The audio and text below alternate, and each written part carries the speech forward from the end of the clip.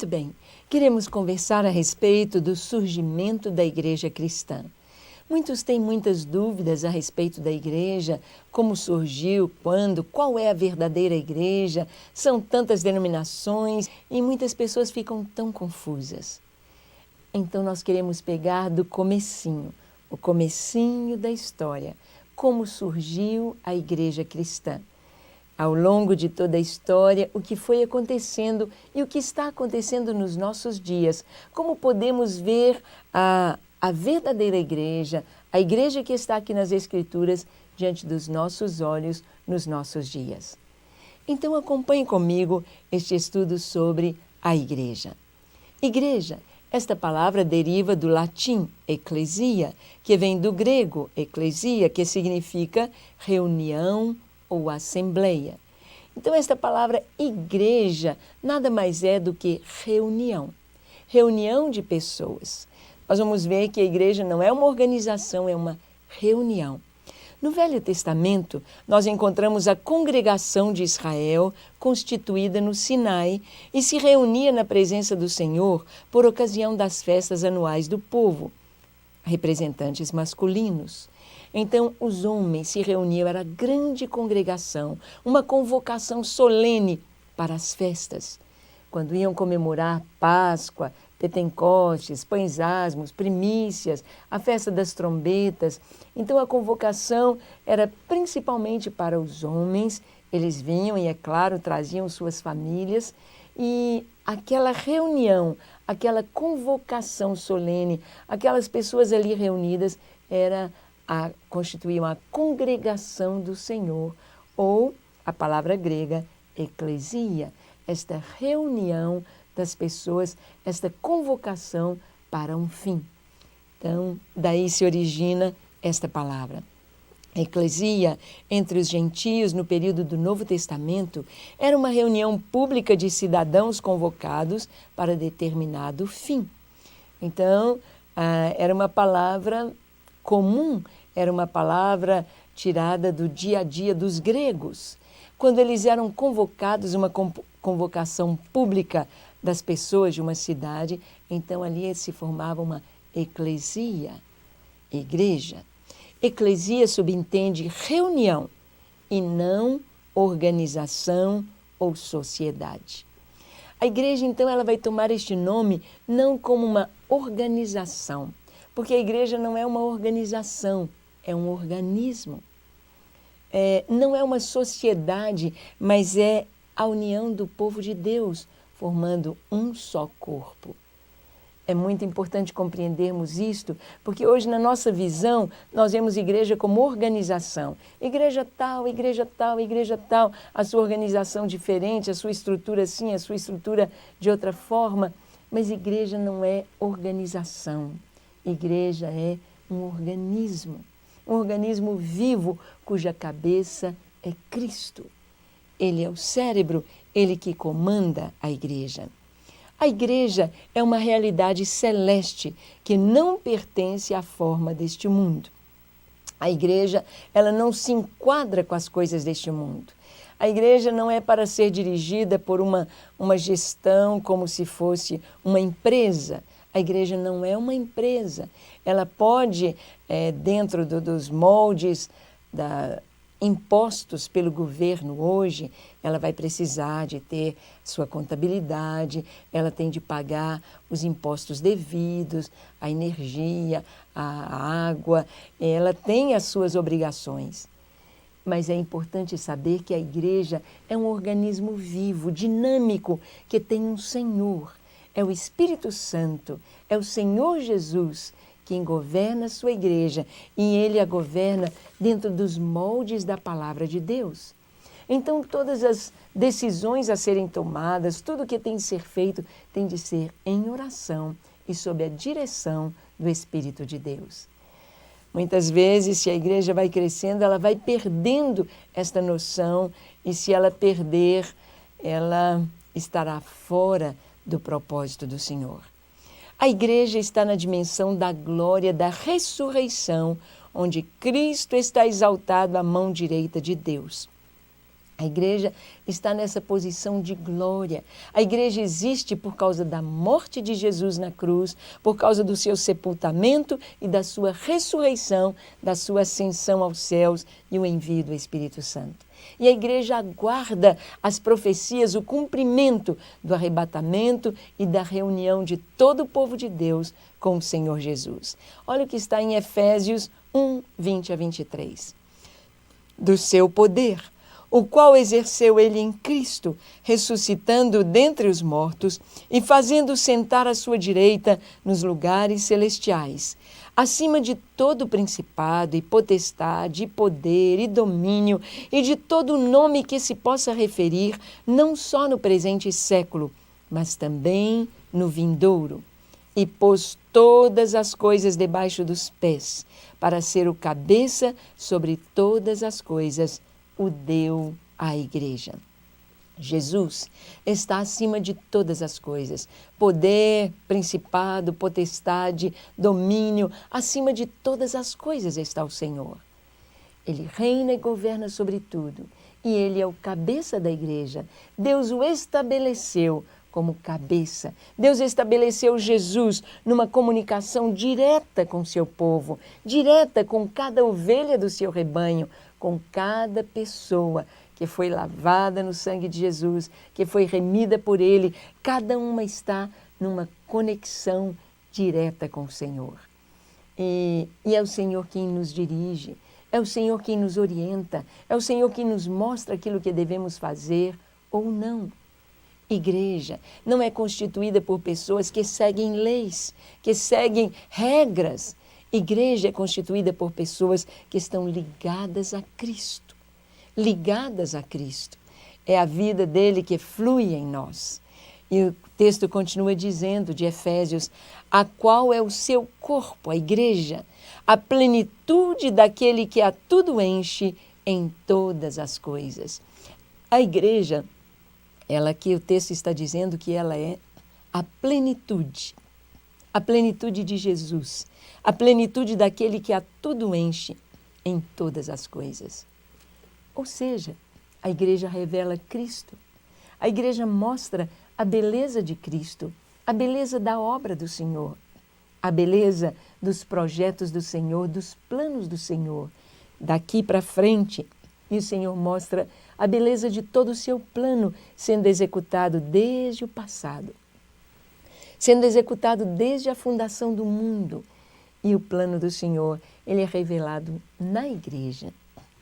Cada pessoa que testemunha, cada pessoa que é salva, cada pessoa que é arrancada das drogas, do pecado, que é arrancada da sujeira deste mundo, do fundo do poço, e que é firmada sobre a rocha, e que recebe uma nova vida, e que recebe um novo nascimento através do Espírito Santo, ela traz em si a beleza de Cristo. A igreja é a plenitude, ela revela a plenitude de Cristo, daquele que enche todas as coisas. A carta aos Hebreus, ela cita no Velho Testamento a igreja. Hebreus 2:12, e está escrito, dizendo, a meus irmãos declararei o teu nome, cantar-te-ei louvores no meio da congregação. A carta aos Hebreus, ela foi escrita exatamente para o povo judeu, para mostrar a supremacia de Cristo, para mostrar que Cristo está acima de todas as coisas, acima de Israel, acima do sacerdócio. A aliança, a nova aliança em Cristo é superior à antiga aliança. E é o cumprimento daquela aliança que Jeremias profetiza no capítulo 31, verso 31 do seu livro, o livro do profeta Jeremias. Nos fala que a lei do Senhor seria não gravada mais em pedra, mas gravada no coração. Essa nova aliança fala que todos nós seríamos ensinados por Deus.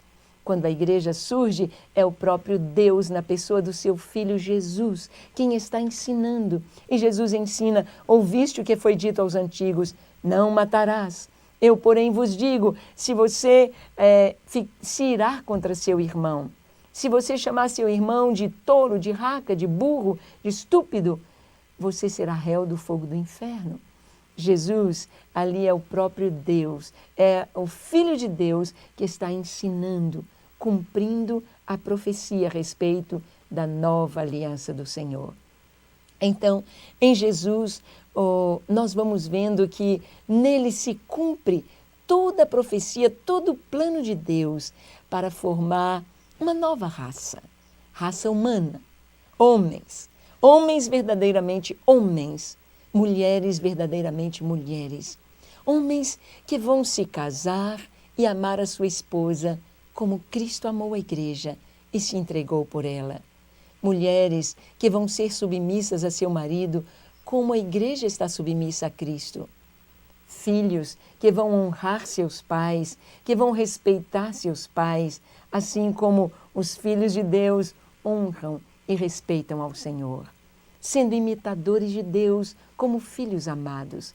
O propósito do Senhor é que a igreja seja parecida com Ele, parecida com a Trindade, que a mesma comunhão, o mesmo amor flua aqui na terra através da igreja. É através da igreja que o Senhor vai revelar a vontade dEle e o seu caráter ao mundo. A eclesia local se reunia em nome de Cristo. Ele estava em seu meio. Mateus 18, 20.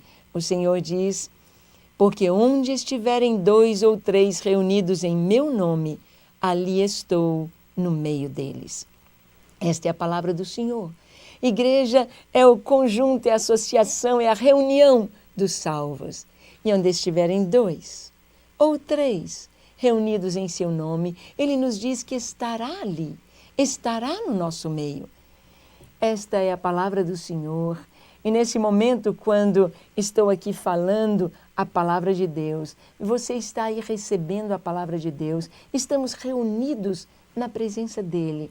Ele está aqui, Ele está aí com você, e Ele fala ao nosso coração, e Ele nos toca, e Ele nos renova, e Ele nos cura, e Ele nos ensina, e Ele nos mostra a dimensão da sua glória através da sua presença. Onde estiverem 2 ou 3. Nós temos o ministério Gideões 24 horas diante do Senhor, com os Gideões da oração, e um dos pilares deste ministério é a busca do avivamento e a busca da unidade do corpo de Cristo. A unidade entre os pastores, as denominações, é um ministério interdenominacional, exatamente trazendo esse entendimento de que somos um só corpo. Fomos comprados, lavados, remidos pelo sangue do Cordeiro. Precisamos estar juntos. E juntos nós podemos receber do Senhor as suas bênçãos e podemos liberar estas bênçãos para as nações e para as pessoas. Então, o Gideão, aquele pastor que é um Gideão, aquele irmão que é um Gideão da oração, ele não vai orar apenas, ó Senhor, abençoe minha casa, ó Senhor, abençoe minha família, ó Senhor, abençoe a minha igreja, ó Senhor, abençoe os jovens aqui da igreja, os diáconos. Não. A nossa oração vai mais longe, alcançando fronteiras no tempo e no espaço.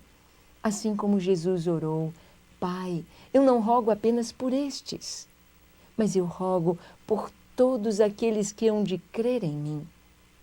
É como se Jesus lançasse a sua flecha de vitória, atravessando as fronteiras de Israel, indo a todas as nações da terra.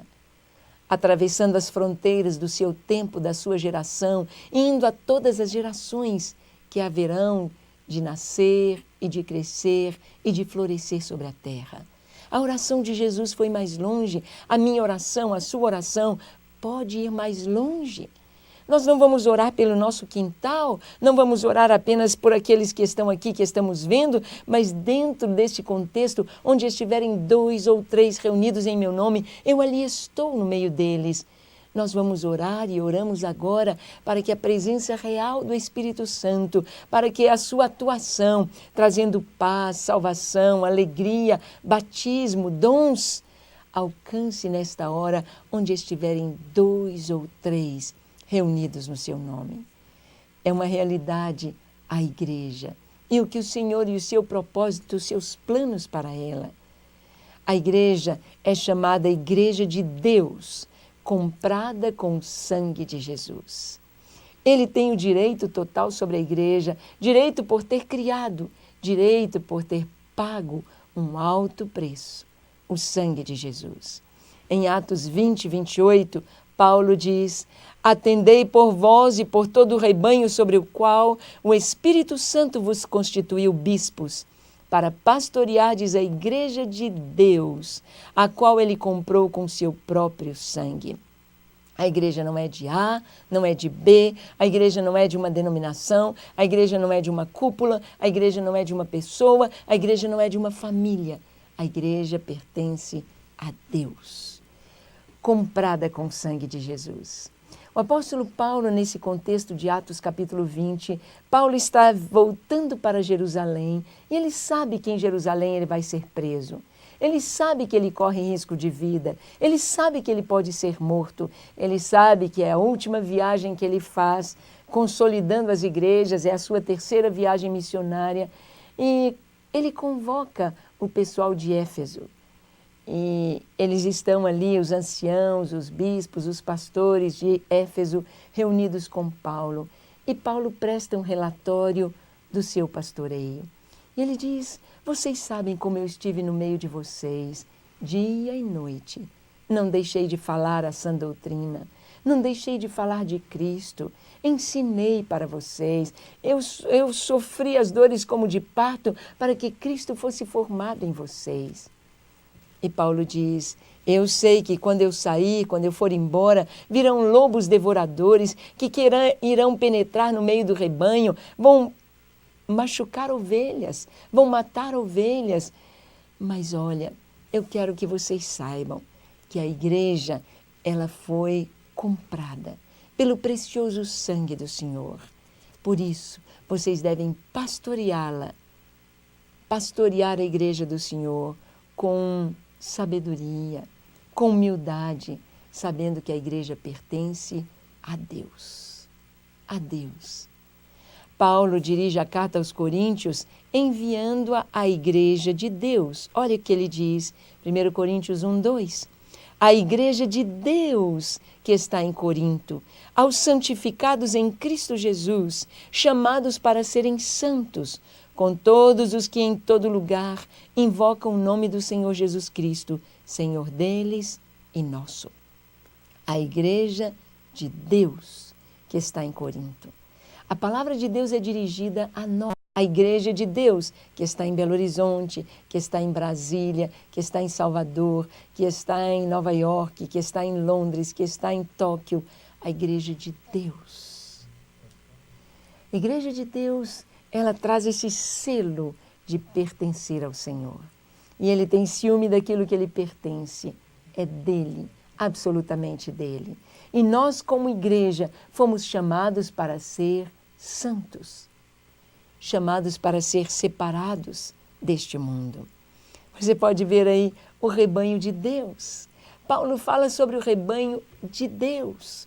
O rebanho não é meu, o rebanho não é seu.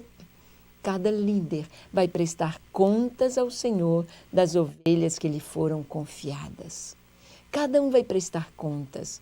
Meu Deus, isso é tão sério, quando nós pensamos que teremos de prestar contas das nossas palavras, do nosso ensino. Tiago chega a dizer o seguinte: meus irmãos, não queirais ser mestres, porque havemos de receber muito maior juízo. Porque se você ensinar uma coisa errada, as pessoas vão fazer da maneira errada. Eu já vi muitas pessoas receberem orientações erradas e fazerem coisas terríveis, porque o líder deles ensinou errado. Pessoas que dizem: olha, aqui essa igreja é a certa e você tem de viver aqui dentro deste contexto. Se você sair daqui, você vai ser amaldiçoado.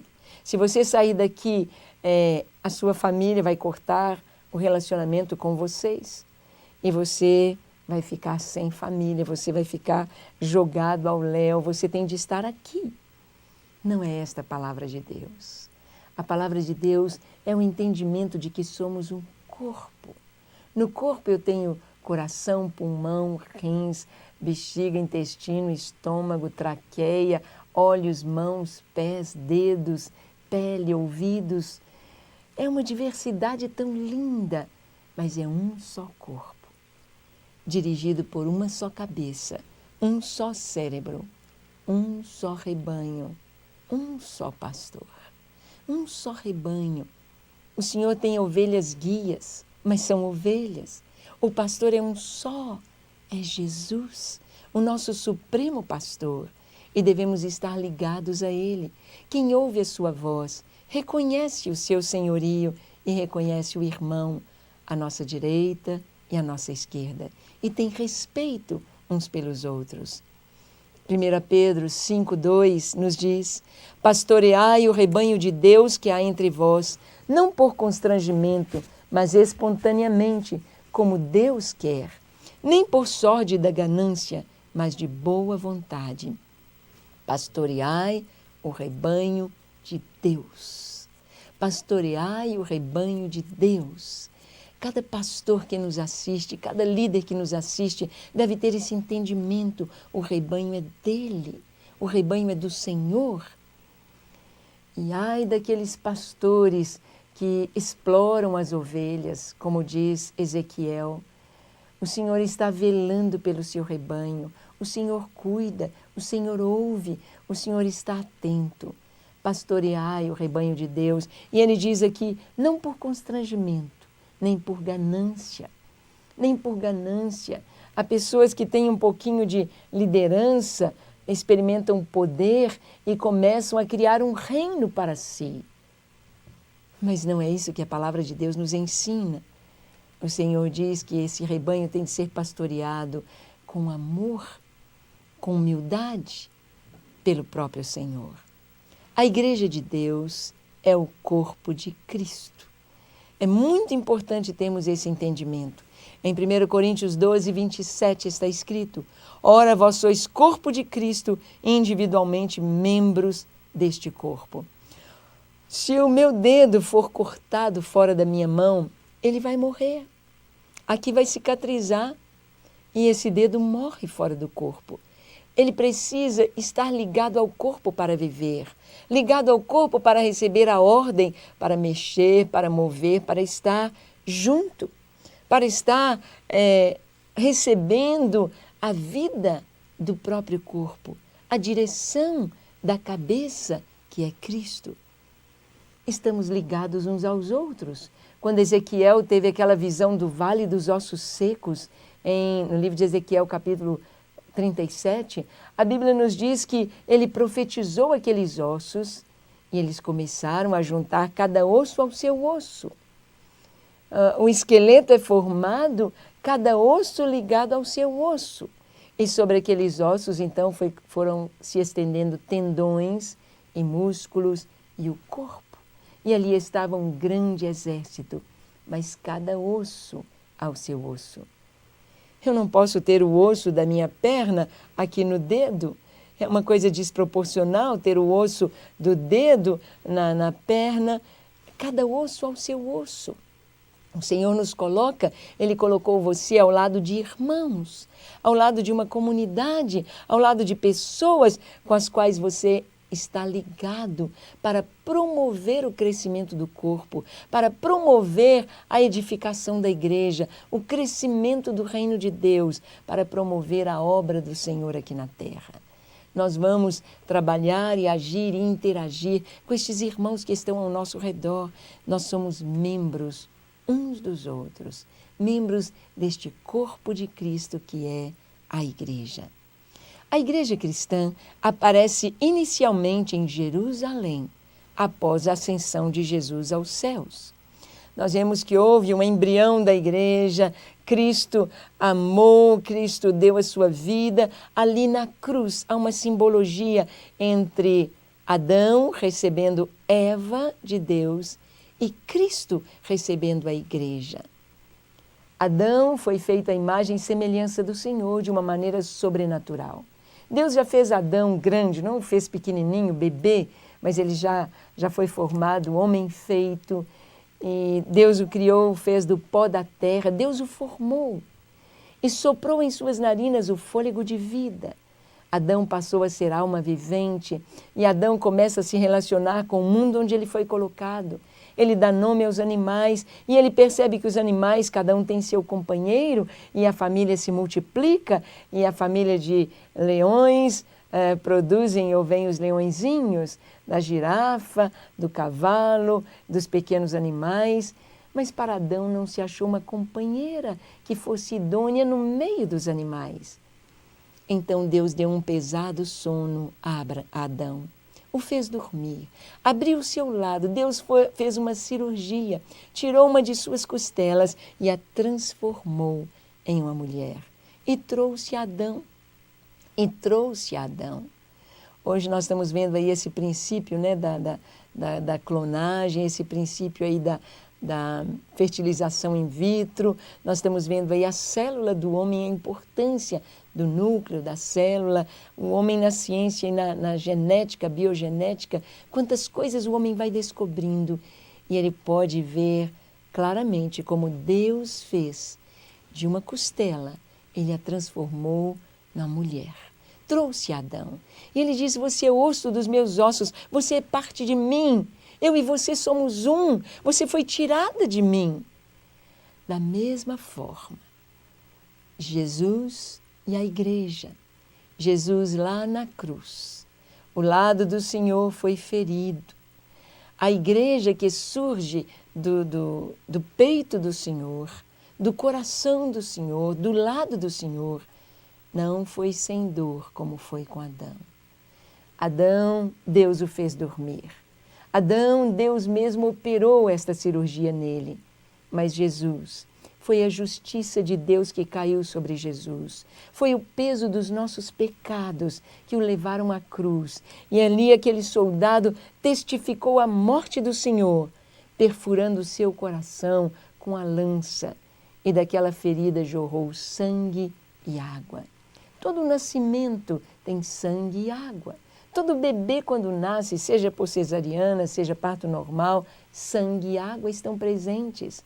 Nasceu a igreja ali na cruz, quando Jesus deu a sua vida por nós. Estava sendo formada a noiva de Cristo. A igreja, a companheira do Senhor, que estará para sempre com o Senhor, por toda a eternidade. Nós fomos gerados ali na cruz, sangue e água. E a igreja então foi formada, uma igreja muito bonita. Recebeu, assim como Adão recebeu o fôlego, recebeu a vida, o sopro de Deus. Jesus, antes de subir aos céus, ele soprou sobre os seus discípulos. Ele lhes disse, recebei o Espírito Santo. Em Atos capítulo 2, eles foram cheios do Espírito Santo. E ali começou a igreja. Ali a igreja nasceu. Ali a igreja surgiu diante do mundo, diante da humanidade. Neste paralelo de Adão e Eva, Jesus e a igreja. E isto é maravilhoso. O termo igreja, eclesia, não foi usado logo no início. Os cristãos se viam como remanescente eleito de Israel, destinado a encontrar a salvação em Sião. A profecia de Joel, capítulo 2, foi uma profecia usada por Pedro na sua mensagem. O entendimento deles era o entendimento de que eles eram remanescente de Israel, que seria salvo, de acordo com a profecia em Joel. Olha o que está escrito no capítulo 2, verso 32 do livro de Joel. E acontecerá que todo aquele que invocar o nome do Senhor será salvo, porque no monte Sião e em Jerusalém estarão os que forem salvos, como o Senhor prometeu, e entre os sobreviventes, aqueles que o Senhor chamar. Os judeus estavam aguardando esta salvação, e quando eles diziam Oxana, Hosana, esta palavra Hosana significa salva-nos, Senhor. E foi debaixo de Hosanas que Jesus entrou triunfalmente em Jerusalém. Salva-nos, Senhor. Os judeus esperavam a salvação e a salvação estava em Cristo. Salva-nos, salva-nos dos nossos pecados, salva-nos da condenação eterna. Salva-nos, Senhor. Eles criam que esse remanescente seria salvo, esse remanescente de Israel. Mas nós vamos ver que a igreja, ela é bem mais ampla do que apenas o remanescente de Israel. Então, à medida que os os apóstolos vão tendo a revelação do Senhor, isto vai clareando. Pedro usa a profecia de Joel para explicar a descida do Espírito Santo e para mostrar o cumprimento e o surgimento da igreja em Jerusalém na festa de Pentecostes. Este é o texto que Pedro usa. Aquele remanescente que seria salvo, aquele remanescente que vai receber o Espírito Santo.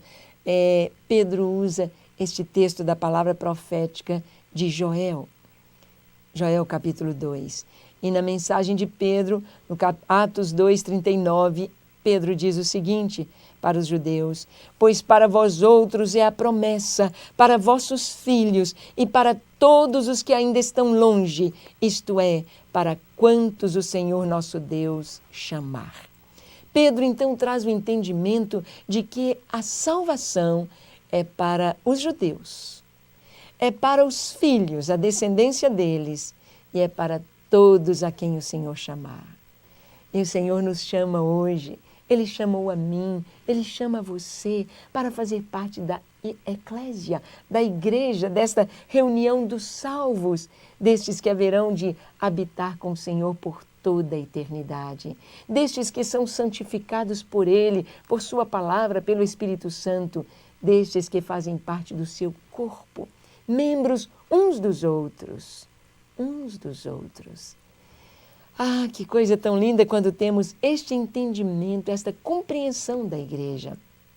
Tiago se refere à igreja nascida em Jerusalém e o seu crescimento entre os gentios como a restauração do tabernáculo caído de Davi, em Atos 15:16. Tiago, irmão do Senhor, ele começa a dirigir a igreja. Parece que a ideia deles é que o irmão de Jesus esteja ali na liderança e então Tiago está presidindo a igreja em Jerusalém e quando ele tem a notícia de que os gentios estão se convertendo, gregos e romanos e árabes e as pessoas das outras nações que não são judeus, ele então usa o texto de Amós que fala sobre o tabernáculo caído de Davi. Aquele tabernáculo que traria a conversão do remanescente, a conversão do restante de Edom, a conversão de todas as nações chamadas pelo nome do Senhor, a conversão das nações e das famílias da terra. Tiago compreende que esta profecia está se cumprindo no surgimento da igreja entre os gentios. Ou seja, Deus está agregando, Deus está trazendo para fazer parte do seu corpo, fazer parte da sua igreja, gente que não é judeu. Gentios estão sendo chamados. Ele diz em Atos 15:16, cumpridas estas coisas voltarei e reedificarei o tabernáculo caído de Davi e levantando das suas ruínas, restaurá-lo-ei. Tiago usa esta profecia para falar e para aceitar a conversão dos não-judeus, formando a igreja do Senhor. Jesus edifica a sua igreja. É muito importante nós termos este entendimento, que é Jesus quem edifica a sua igreja. Portanto, a verdadeira igreja, nós temos, sabe, duas histórias da igreja. Uma história da igreja que é relatada pelos livros que você lê, os nomes que te são familiares, mas há uma história da igreja, da verdadeira igreja, que não está diante dos nossos olhos, que não sabemos os nomes de todos os seus protagonistas, dos seus personagens. A verdadeira igreja invisível, se podemos assim dizer. Por exemplo, quando Josué atravessou o Rio Jordão, os sacerdotes iam levando a arca, e assim que os sacerdotes pisaram nas águas do Jordão, elas pararam de correr e foram se ajuntando em montão para que o povo pudesse passar em seco. E todo o povo, milhares, milhares, milhares, milhares, passaram. Quando chegaram todos do outro lado, então Josué disse: nós vamos levantar um memorial, levantar uma coluna.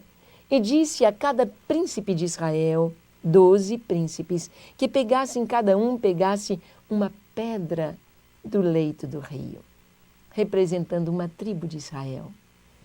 E eles pegaram aquelas pedras e levantaram uma coluna, para que todos olhassem aquela coluna e se lembrassem do milagre que Deus fez e da unidade do seu povo, de serem uma nação, 12 tribos, mas uma só nação.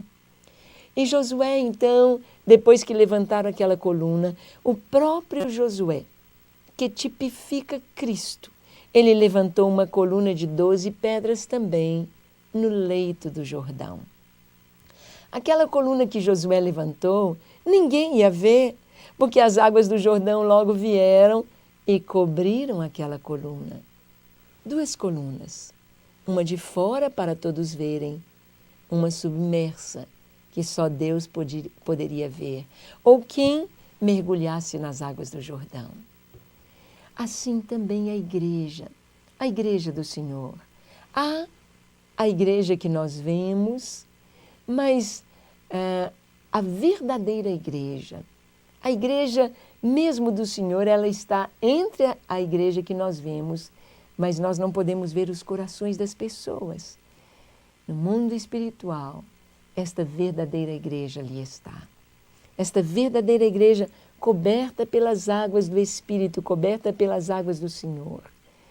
A verdadeira igreja do Senhor.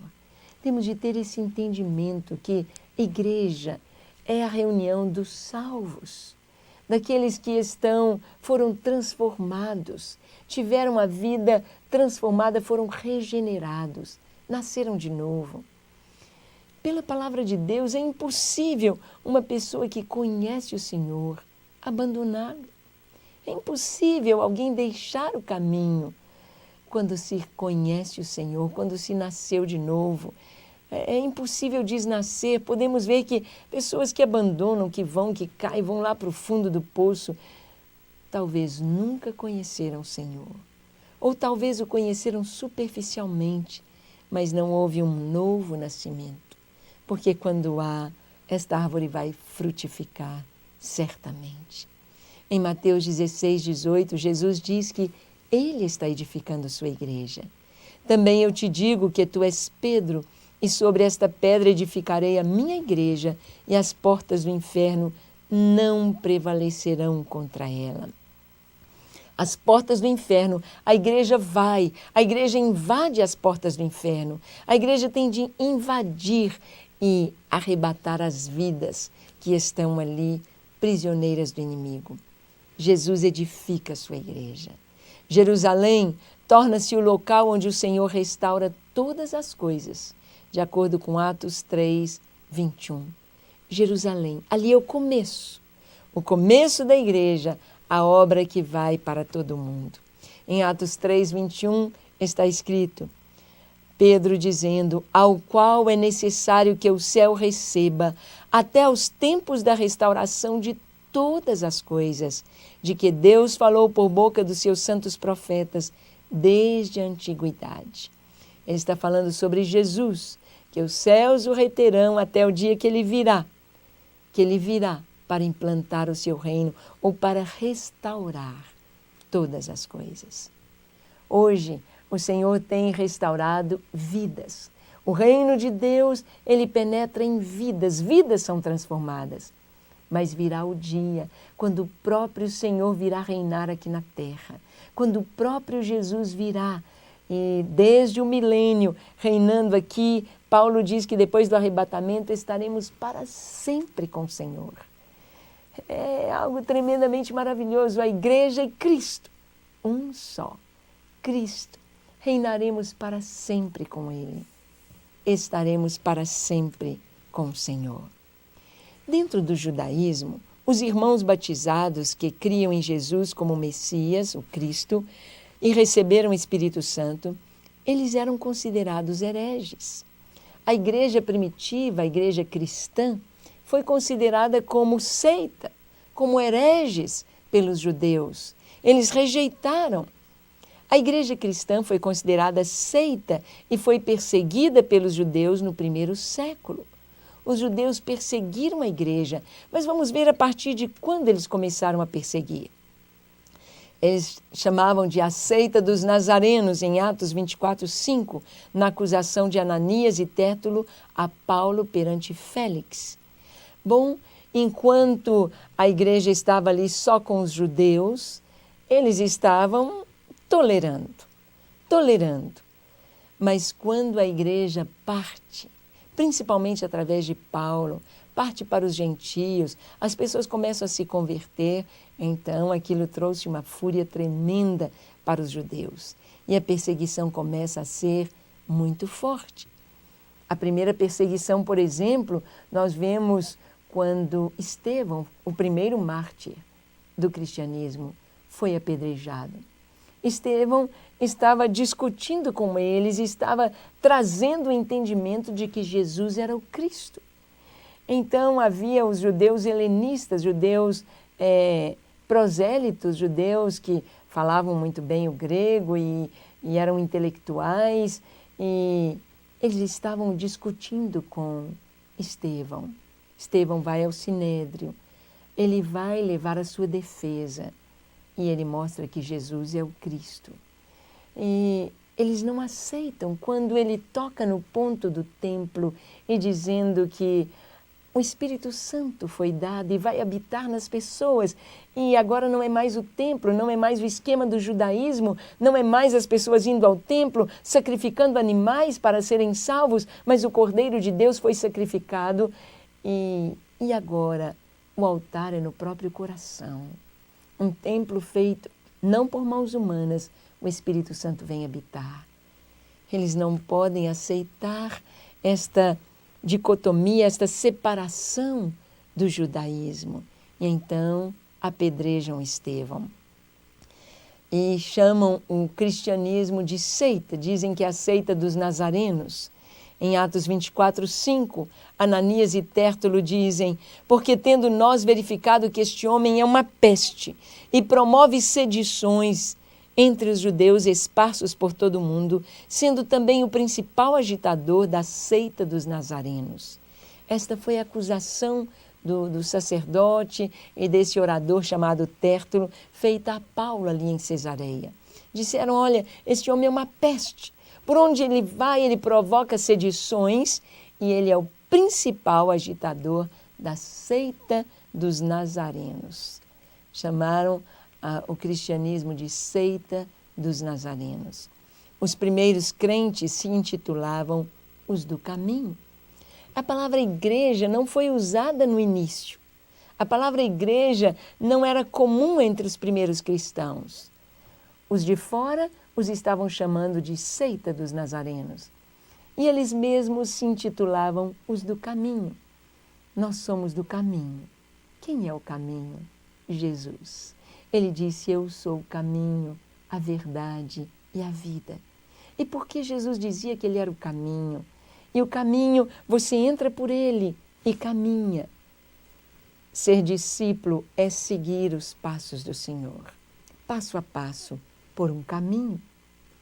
O caminho revelado nas Escrituras, no Antigo Testamento, ampliado por Jesus no Sermão da Montanha e em suas mensagens, e podendo ser vivido, experimentado no poder do Espírito Santo. Os do caminho, era como a igreja primitiva se intitulava. Em Atos 28:22 está escrito: visto que alguns deles se mostravam empedernidos e descrentes, falando mal do caminho diante da multidão, Paulo, apartando-se deles, separou os discípulos, passando a discorrer diariamente na escola de Tirano. Falando mal do caminho. Que caminho? Jesus. Caminho. A igreja primitiva, eles se intitulavam os do caminho. A mensagem que pregavam era a mensagem do caminho. Jesus, o único caminho para Deus, para o Pai. Em Atos 22:4, o apóstolo Paulo diz: persegui este caminho até a morte, prendendo e metendo em cárceres homens e mulheres. Paulo vai dar o seu testemunho, ele diz: eu persegui este caminho. No encontro de Paulo com Jesus, o Senhor disse: Paulo, Saulo, Saulo, por que me persegues? Ele disse, quem és tu, Senhor? E Jesus responde, eu sou Jesus. Mas Paulo estava perseguindo a igreja. Mas quem persegue a igreja de Cristo, está perseguindo o próprio Senhor. Falando do próprio Senhor, maltratando o próprio Senhor. Paulo diz com relação à igreja, ele diz, eu persegui este caminho, eu persegui Jesus, eu persegui os cristãos, eu persegui os que estavam no caminho. A igreja é o caminho. A primeira expressão da igreja cristã na Bíblia foi os do caminho, aqueles que entram pelo caminho estreito, que é Jesus. Atos 24, 14 nos diz, porém confesso-te que segundo o caminho a que chamam seita, assim eu sirvo ao Deus de nossos pais, acreditando em todas as coisas que estejam de acordo com a lei e nos escritos dos profetas.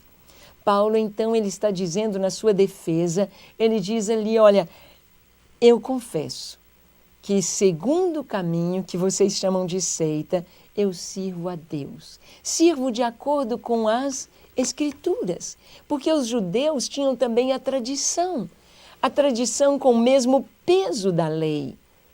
E Jesus chamou a atenção deles quanto a isto, disse, vocês dão mais valor à tradição dos homens do que à palavra de Deus. O que aconteceu no desvio da Igreja Católica foi exatamente isso, de dar o mesmo peso à tradição, o mesmo peso que às Escrituras. E as Escrituras estão acima de tudo. A Bíblia está acima de tudo, só a palavra de Deus. E Paulo disse, eu creio e eu estou buscando a Deus e servindo a Deus de acordo com o que está na lei e nos escritos dos profetas. O judaísmo tolerou o cristianismo nos primeiros 30 anos, enquanto a igreja se desenvolvia entre os judeus. Então eles pensavam, assim como eles tinham a seita dos saduceus, fariseus, saduceus, tudo bem, é judeu, mas no momento que a igreja, depois de 30 anos, a igreja começa a entrar, a pregar para os gentios, aquilo mexeu com os judeus. Não pode, isso não pode acontecer, está nos comprometendo. A igreja em Jerusalém tinha um caráter essencialmente judaico-messiânica. Hoje nós temos a igreja judaico-messiânica, são judeus convertidos, creem que Jesus é o Messias e eles continuam judeus. Eles guardam o sábado, eles são circuncidados, acendem a vela para o Shabá na sexta-feira à noite, eles comemoram as festas bíblicas, Páscoa, tabernáculos, pães asmos, primícias, pentecostes, etc. São judeus, mas cristãos. Assim eram os primeiros cristãos, eram judeus, todos judeus. Jesus era judeu, falou para os judeus, pregou para os judeus, os primeiros cristãos eram judeus. E a igreja primitiva era judaico-messiânica, mas o Senhor veio abrindo a porta para os gentios. Levanta Paulo para pregar para os gentios. Então ficam duas correntes na igreja, uma se mantendo judaico-messiânica e a outra aberta para os gentios. A perseguição se intensifica após o surgimento de igrejas gentílicas no estrangeiro. Então nós vamos ver que a perseguição, ela teve um foco, ela teve um motivo principal, um ciúme dos judeus, de verem os gentios recebendo aquilo que eles pensavam que era apenas para Israel. As bênçãos do Senhor que vêm para Israel são para Israel e são para todos os que creem no Deus de Israel. A igreja em Jerusalém aceitava as obrigações da lei, eram judeus, e a adoração no templo. Você vai ver que a igreja primitiva, eles não construíram templos cristãos. Eles se reuniam sábado, eles iam para o templo. Nós vamos ver Paulo fazendo voto, rapando a cabeça. Costumes judaicos na igreja primitiva. Mas nós vamos ver que houve uma perda grande da igreja quando ela se separou e quando apenas a igreja gentílica caminhou, permitindo que muita coisa do mundo entrasse dentro dela. E a igreja judaico-messiânica, por ficar tão firme ali, por não aceitar, não compreender a obra do Senhor, se retraiu, se fechou e durante muito tempo ela ficou estagnada. A igreja judaico-messiânica, ela retorna com toda a sua força, agora, nesta geração, que é a geração do fim. O surgimento da igreja judaico-messiânica é um dos sinais da volta de Jesus. Mesma coisa que era no início, na plenitude da igreja, a igreja do fim, ela se abotoa com a igreja do começo. A igreja começou com os judeus messiânicos e ela vai terminar tendo também a igreja judaico-messiânica bem forte. E é o que estamos vendo em todo o mundo hoje. O que distinguia os crentes judeus dos demais adeptos do judaísmo eram, primeiro, a sua crença de que Jesus de Nazaré era o Messias. Segundo, o batismo levando o nome de Jesus. Terceiro, a frequência regular à instrução dos apóstolos. Quarto, a comunhão com bases familiares, reuniam-se nos lares. Quinto, a ceia do Senhor, a festa ágape. Então, entre o judaísmo e o cristianismo, havia algumas diferenças básicas. Os cristãos criam que Jesus de Nazaré é o Messias. Havia o batismo para aqueles que criam, eram batizados em nome do Pai, do Filho e do Espírito Santo. No nome de Jesus, ali estava. Havia uma frequência regular, eles se encontravam todos os dias, eles estudavam as Escrituras. Não era só ao sábado, não era só na sinagoga, mas todos os dias eles se encontravam. Havia a comunhão com base familiar, ou seja, eles se reuniam nos lares, de casa em casa, e havia a ceia do Senhor, o partir do pão e o tomar o vinho. Pão e o vinho, simbolizando a morte do Senhor e a sua vinda. Um memorial entre os cristãos. Então, não era naquelas datas fixas como os judeus comemoravam a Páscoa. Agora, os cristãos, a qualquer momento ou todos os dias, eles poderiam cear, ter a ceia do Senhor. Então, nestes 5 pontos, vemos a diferença entre judeus e cristãos. A primeira liderança da igreja foi formada pelos apóstolos, a maioria da Galileia, especialmente Pedro e João. Mas logo a igreja cedeu à liderança dos anciãos, à semelhança da liderança judaica, tendo Tiago, irmão do Senhor, como presidente na igreja em Jerusalém. Então a primeira liderança foram os 12 apóstolos. No lugar de Judas Iscariotes entrou Matias. Mas nós vamos ver que daí a pouco não são os 12 que estão dirigindo a igreja. Logo Tiago, irmão de João, foi morto ao fio de espada. E Tiago, irmão de Jesus, ele então entra no meio dos apóstolos e ele vai tomar a liderança, um modelo da liderança judaica. O que é isto? Entre os judeus, o sinédrio era formado pelos anciãos, era formado pelos sacerdotes, pelos fariseus, saduceus, representantes do judaísmo. E então agora, primeiro nós vemos muito Pedro e João. Agora vamos ver Tiago dirigindo, semelhante à estrutura judaica ou do judaísmo dentro da igreja cristã. Em Gálatas 2:9, Paulo diz: "E quando conheceram a graça que me foi dada, Tiago, Cefas e João, que eram reputados como colunas, me estenderam a mim e a Barnabé à destra da comunhão, a fim de que nós fôssemos para os gentios e eles para a circuncisão." Então Paulo mostra que Tiago, Cefas e João eram as colunas, eram os apóstolos. Esta era a igreja primitiva. Esta era a igreja do primeiro século. Esta é a igreja no seu comecinho, chamados os do caminho. Seus primeiros líderes foram os apóstolos.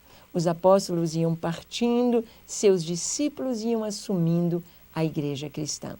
Continuaremos neste estudo sobre a igreja, compreendendo a vontade de Deus para o seu povo e sabendo que somos um em Cristo, membros uns dos outros. Que Deus te abençoe.